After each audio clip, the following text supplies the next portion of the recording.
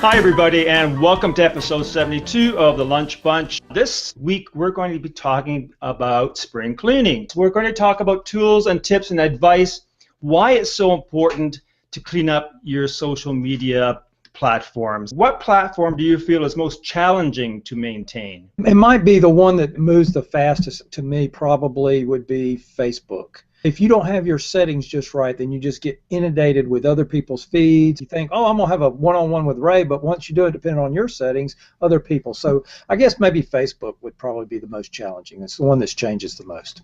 Email, does that count? Yes, for sure. That's a big Oh one. Yeah. my God, I hate email. I cannot begin to tell you how much I hate email.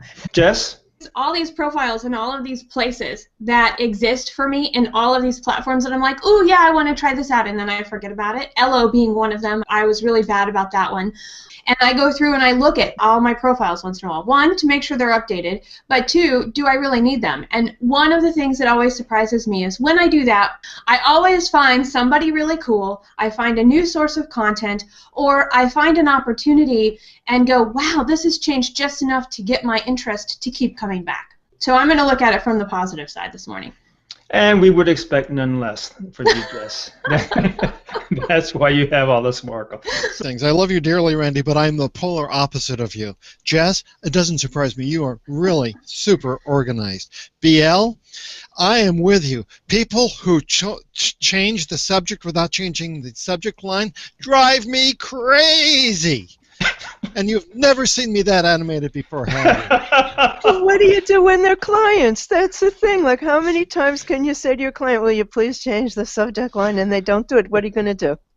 I was going to say the other thing that I have a real big issue in organizing is my photos. Google lets you take out everything. Your YouTube stuff, your photos, your posts, put it on a hard drive, and your Google Plus photos, keep them in Google Plus. It's a great place to archive them, and you can control them there. You can get rid of the ones that you don't want. I'm not a big fan of Picasa, so I tend to stay with Google Plus photos.